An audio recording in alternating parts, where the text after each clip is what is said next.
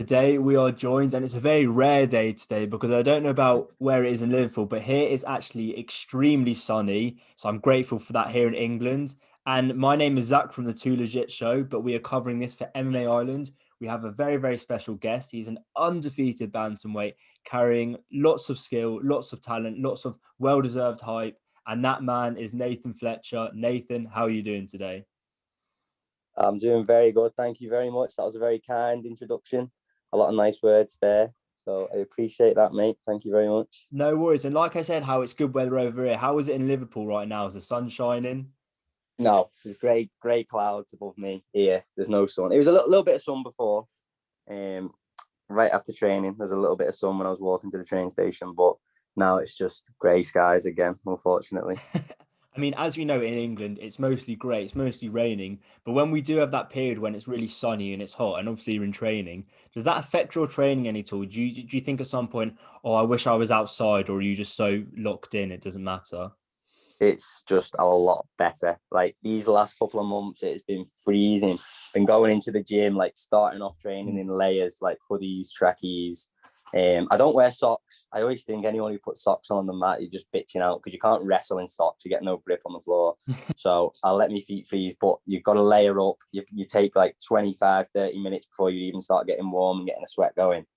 But in the summer, honestly, it's so much better. I just walk to the gym, pair of flip flops, pair of shorts, get a nice little sweat going, just walk into the gym from the station. You're ready to go. You know what I mean? You do like a little 30-second shadow when you're in the summer and your body's like nice and warm, start sweating, ready to train. Whereas like the last 2 months training camp, well, it's been tough, but I've also enjoyed it a little bit because you've got to be mentally tougher to get out of bed every morning and go and do it in the freezing cold. And when it's in summer and it's hot, or as hot as it gets over here, it's a lot easier to go in the gym and train. Yeah. So does that mean when the weather's obviously much hotter, does that mean you can do more cardio work maybe outside if you're going on runs, like in the woods or something like that? Or is it just stuck into the gym? Yeah, I mean, I would, yeah, get outside. Like if I'm doing, say it's like a sunny day and I'm going to do my strength and conditioning or whatever, we'll definitely like put runs in the workout, like 400s outside the gym or whatever. Um, but I don't do a lot of like just running anyway. So like my a lot of my fitness that I do in camp, I don't go and do like long distance runs, like boxers do. I do a lot of like sort of CrossFit style training. So there can be runs in that, but most of it's in the gym anyway. Do you know what I mean? But in summer, when the sun's out, we take the mats outside and we'll take the barbells and the weights and everything outside, and then do the wads outside there. But yeah, I think next gen it's nice because we get the big shutter up in summer, so you can spar on the mat and obviously have your boss session and that, and then we all sit out by the on the railing by the shutter, and the sun's right there on you then, so that's nice for after training. But none of that this time round. And for the MMA Island fans that don't know, you've actually previously trained a little bit in Team Alpha Male over in Sacramento, Yeah, California. yeah. And obviously they got really hot weather there. So when you were there, were you thinking like, oh, I couldn't do this every day in the heat? No, I loved it. I much prefer the heat. It's a Oh, lot easier to really? train. Yeah, and it was like air conditioned the gym, so it wasn't too bad. Do you know what I mean? I didn't notice it when I was training. When you come outside after training, it was fucking boiling. Especially because I went in the summer. I went in like July, August time. So coming out of the gym, it was boiling hot. And like if the car had been parked outside and the sun was on it, it was fucking horrible getting into the car after training. But the sick thing was where I was staying, there was like a swimming pool outside in the guy's house. So I stayed in like one of the fighter houses there that Uriah's got. And there was a pool outside. So that was nice to just go and jump in that after training, chill and cool off. So, but like the gym it was like air conditioned and everything. So you don't really notice it then.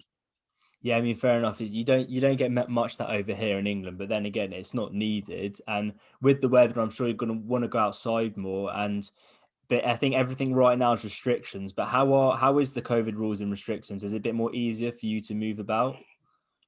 Um, do you know what? It's helped. Well, I don't know. Like I've always been focused and committed just like solely on training pretty much. Mm. But this time especially, there is no external distractions whatsoever. So even like a little thing like I might go out for a scram with the lads. Like I don't go out and drink or go out Yeah. whatever on the weekend anyway, especially not if I've got a fight. But like this time, not even like the chance to go and see me mates late and maybe stay up and not get the best night's sleep on a Saturday or whatever. Everything's been like so regimented because my life has literally been waking up, going and training at the gym and coming home and then like stretching, recovering, relaxing, and then going again the next day. There's been nothing else other than training. So in like a weird way, I've kind of enjoyed it. Don't get me wrong, I'm looking forward to everything opening back up and life going back to normal, hopefully this summer. But in terms of like the actual fight camp, I've quite enjoyed like the focus it's given me. Just like every single day, nothing else has been in my head other than this fight. Do you know what I mean? So it's helped in that sense, I'd say. And with the easing of the lockdown rules, would that change anything for your training or the gym, or will it stay the same?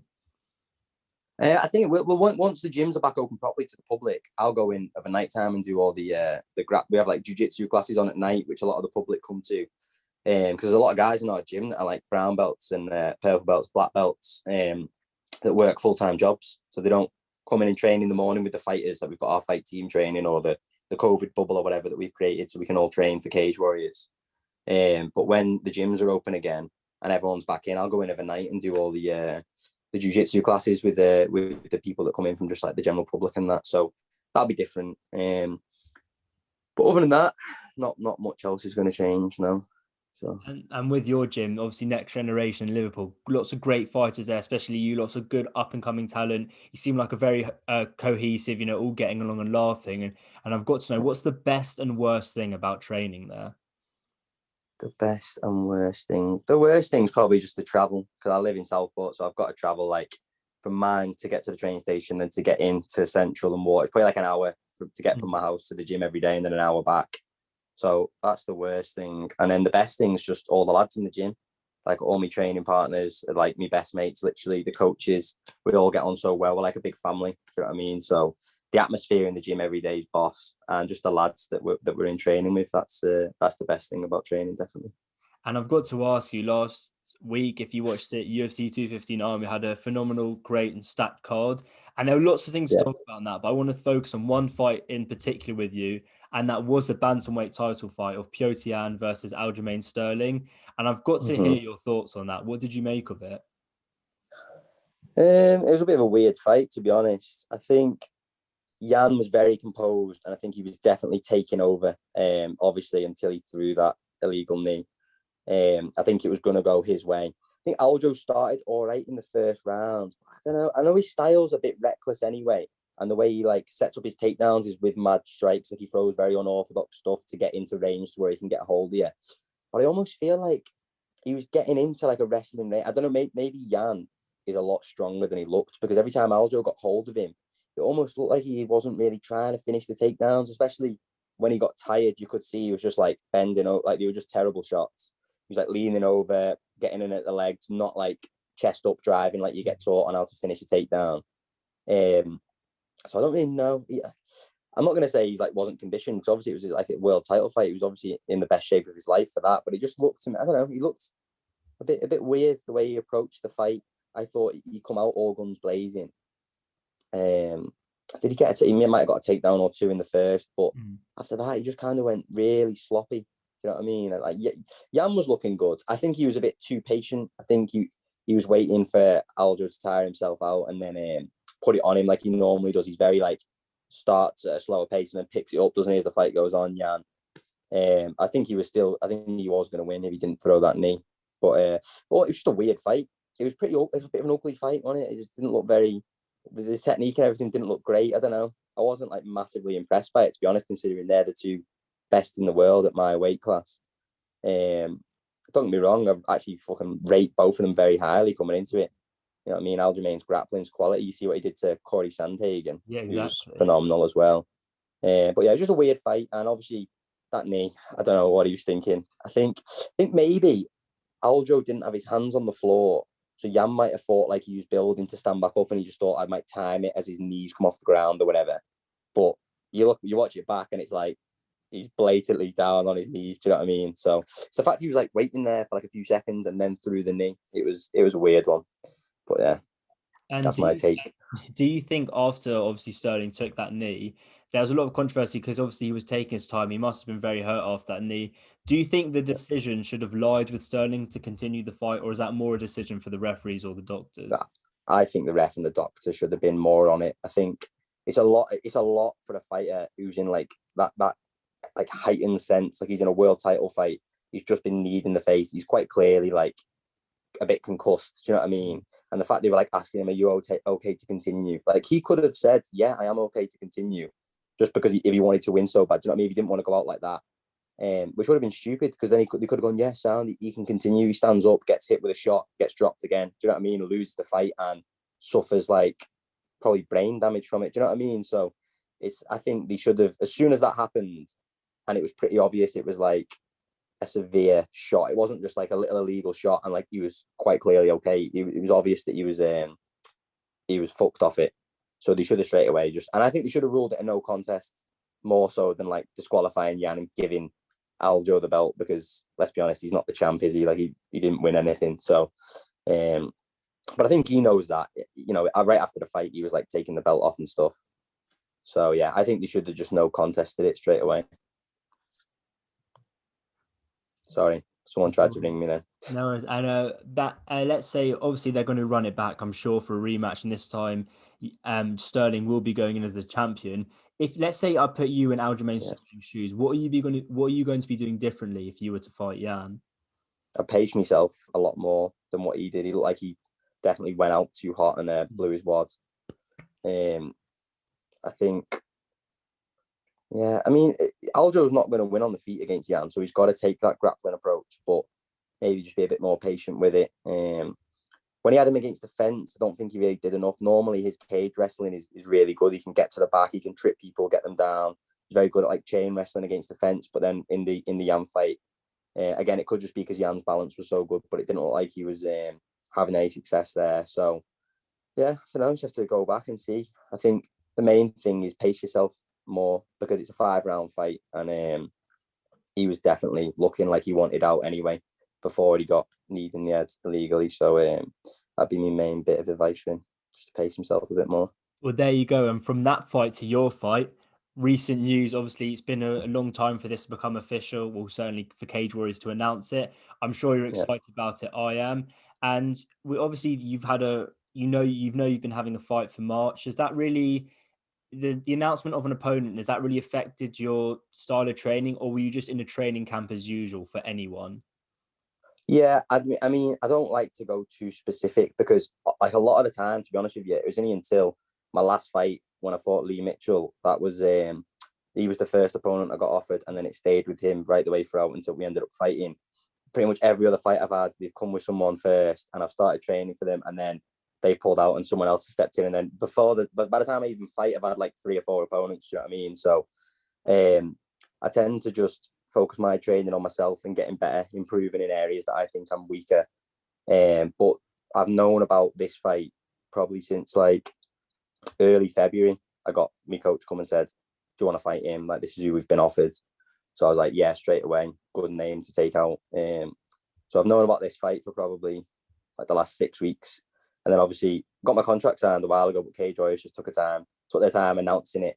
Obviously, they had loads of fights to announce, so that would be why. But yeah, so yeah, it hasn't really changed much. Like I say, I've known about it for a while, but I'm always training more for myself rather than for a specific opponent anyway. Do you know what I mean? And do you look much into the people you're fighting, or you just kind of leave that to your coaches? Sorry, got cold again then. I don't know if it keeps coming up. I watch my opponents definitely. Yeah, my coaches do as well. And then we get like a little breakdown done of like all the previous fights and have a look at what we think they're strong at and what they're weak at. But I definitely watch them. I don't go mad like studying every little detail, but I've got a good idea of where my opponent's good and where I think he's weak. So yeah, I think if you're fighting and you don't watch your opponent, it's stupid. Do you know what I mean? Like, why not give yourself every advantage? You've got to fight them. So why would you want to like just go, oh no, I'll just leave it to my coaches. They know best. Yeah, they might know best, but I might see something and I know my skills better than anyone, even better than my coaches. You know what I mean? Because that's me who's I am me. So I know my skill set better than everyone else. So yeah, I definitely watched him and I broke it down for myself. And then obviously I've had my coaches break him down as well and give me their input for what they think I should do and stuff. So I know your opponent, forgive me for the pronunciation, Michelle Martignoni. Is that Martin Yoni, I think, yeah, something Martignoni? like that. Yeah. I mean, he's also like you. He's undefeated. I believe he's 6-0. Does that make it sort of a bigger fight for you and your coaches, a bigger spectacle? Does that give you more motivation that he's undefeated also? Yeah, more. I mean, not more motivation. I'm always motivated. Every Yeah. fight for me is the biggest fight of my life because it's the next one along. It's the next step to get to the UFC. But it's definitely I know this is a big fight for me. I know he's a good name to take out. I know he's a good opponent. I know it's going to be a tough fight. So it's definitely, yeah, it's definitely helped motivate me. But I'd be motivated no matter who I was fighting. Do you know what I mean? So it doesn't make too much of a difference. But I know what I'm up against. I know what he's about. So I'm very excited to get in there and show everyone what I'm about. Do you know what I mean? And if you could, would you be able to give me a prediction for that fight? Well, I think I'm going to win definitely. So that's my I should prediction. hope But so. yeah, I would say I don't know. I'm better than him everywhere, to be honest. I think so, but I could see me out grappling him and getting a submission. Probably that's how most of my fights go. Do you know what I mean? I take people down and get to the back. So I could imagine me submitting him, probably. And yeah, you mentioned your style there, like a lot of grappling heavy, jiu-jitsu, submitting people. So you think that's sort of like you maybe not setting it, but you're part of a new wavelength of British fighters, especially that are much focused on heavy grappling, because we see a lot of fighters in the UFC English, like Darren Till, who focus on striking. Do you think that it's needed that a new wave of fighters in England is to become grappling focused, or not really? Yeah, I think definitely. There's no reason we can't go in there and out grapple all the Americans. Do you know what I mean? I grapple every single day of my life, and I have done since I started doing MMA and then wrestling training when I was like 13. So I'm 23 now. It's like 10 years I've been doing grappling pretty much every day, non-stop. Do you know what I mean? So there's no reason my level of wrestling and jiu-jitsu can't be as high as theirs. I know obviously the Americans have got the college wrestling system, and that's why they've always got a good base coming into MMA. But I've wrestled every day in my life pretty much since I was 13. I've been doing jiu-jitsu a very long time now. So I think there's no reason why I can't go in there and use grappling and jiu-jitsu to win fights against the Americans. Do you know what I mean? Yeah, it just depends what your base is. Like I never started off boxing and striking. If I did, I'd probably rely on that a bit more. Do you know what I mean? But when I got into it, I took to the grappling first more than anything. So, but another thing is, I think we're getting more well-rounded. Like I think a lot of people now, this generation of fighters are starting out with MMA. They're not starting out with boxing or Thai boxing and then coming over to MMA like a lot of the old British fighters would do. Or the Americans, obviously, they started with wrestling and then they've come into MMA now. Most of the people coming up around my age have started off with MMA, so they're very well rounded. Do you know what I mean? And do you think, or actually, let's say you win this fight, how many more wins you really think you should have to get to a title? I mean, because you're on a pretty good run, and obviously, Yeah, your division is quite good, especially in Cage Warriors. Do you think yeah. you need that more many wins, or not I'd really? like a couple more. I would, because I'd like. I think once you win the Cage Warriors belt, you're not far off the UFC. Do you know what I mean? So, and don't get me wrong, I definitely think I'm ready for that now. But experience is a big thing, and I think that I'd like a couple more before I do fight for the belt, just so I know I'm 100%. I want to have seen pretty much everything I could see before I go to the UFC. Do you know what I mean? I don't want to get in there and have any shocks. So I want to be almost ready to challenge for the UFC world title by the time I'm getting signed to the UFC. So when I do get there, I can just run through everyone. So I maybe this one and then two or three more and then fight for the belt. We'll see. We'll see. Whatever. If Cage Warriors come to me and say, "Do you want to fight for the belt after this one?"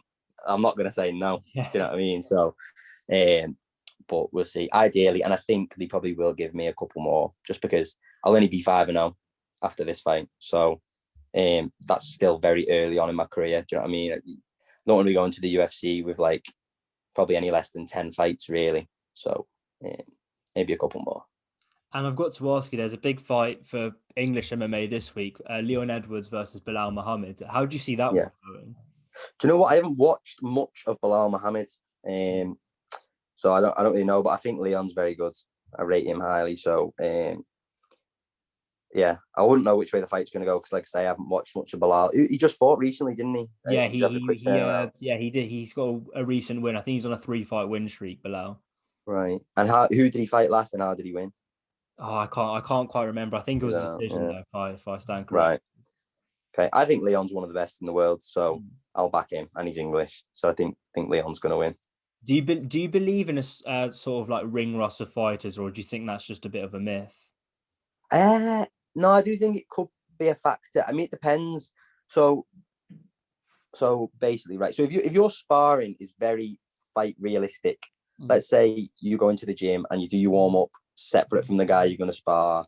You each have a cornerman. You get Vaselined up before you get in the cage. There's maybe all the lads are watching you, and you can emulate a fight as much as possible. Then I think ring rust probably wouldn't play into it as much. But not a lot of people do that. A lot of people kind of just have a bit more chilled vibes when they're sparring, and it's not as realistic as a fight. So then, if that's the case and you've not been in the cage in a while, then I think it can throw you off a little bit. I personally I've never had the longest I've had between fights was from March to when I fought Lee Mitchell. So what's that about? It was about 8 months or so, maybe just over. But I didn't stop training the whole time, and I didn't feel like a bit rusty. Do you know what I mean? Say getting in.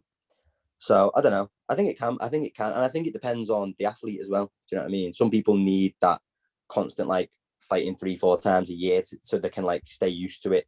But other people I think can have long layoffs and then get back in. And it was Dominic Cruz, wasn't it, who said that, because Dominic Cruz had a long time off and then he come in and smoked Takeya Mizugaki, whatever his name is, in like a round. So yeah, I think it's athlete dependent. And I've got to ask, obviously, in the bantamweight division, there's lots of great bantamweights, not just in UFC, but in Cage Warriors as well. But if you could train with any bantamweight in any promotion, who would that be and why? Any bantamweight in any promotion? That's a good question. Well, Peter Yan, you know what I mean? He's one of the best in the world, so I'd love to train with him and test myself against him and just see where I'm at. I think I like the look at Dillashaw's training camps. I feel like he trains very hard. I know he's a cheat, but it looks like he puts a lot of hard work in, and he trains with a lot of good people. He trains with that Juan Archuleta, the Bellator fighter, and he trains with like Cub Swanson and all them. So that looks like a good gym. In the UK, I'd love to go and train Richard Shaw's, with Jack Shaw, and they've got Brett Johns, who was in the UFC, now in Bellator, and like all Oban Elliott and that train there. That was like a good gym, and they've got a few good bantamweights. And then I'd like to train with Nathaniel Wood as well, because he's another guy my size who's in the UFC. So I'd love to train with those and just see where I'm at and compared to them. So that'd be good. Yeah, I think one thing I do like to add about Jan, I think he definitely lived up to his nickname of No Mercy. No mercy, yeah, no mercy whatsoever. Just kneeing people in the head. There you go. And I've got to ask you, the MMA in general, a lot of people do tend to have catchy nicknames or anything. And I've noticed that you don't have one. So have you ever given any thought about having a nickname, or you just want to leave it to Nathan Fletcher? For now, Nathan Fletcher will do. I've had suggestions in the gym, the Southport Strangler, because I'm from Southport. But that to me sounds like a serial killer. Yeah. Newspaper headline, like the Southport Strangler strikes again. You know what I mean? So I don't think I'm going to adopt that nickname. If someone said one and it was quite catchy and it fitted well, and like I thought that it was, quite accurate representation of me and me fighting style or whatever, then I probably would take one. But for now, like I don't want to be cringy and just come up with some like mad nickname. It's just a bit weird. So until one naturally like comes to me from somebody else, then I'm not going to go and give myself like a cringy nickname. So it's just Nathan Fletcher for now. Are you open to suggestions? Have people filling your inbox? Like, I've got a good idea for your nickname. Oh, yeah. If there's a good one, if I see a good one, then I will adopt it. But not for now. Just Nathan Fletcher for now. It's Nathan Fletcher. I mean, it's a good name, and it's one for the future, definitely. And I've got to say, if you've got anything you want to promote, like before, the floor is yours. Nice one. Thank you very much. Well, I'll just give a shout out to Fight Right. I'm flexing their top now. This is my kit sponsor.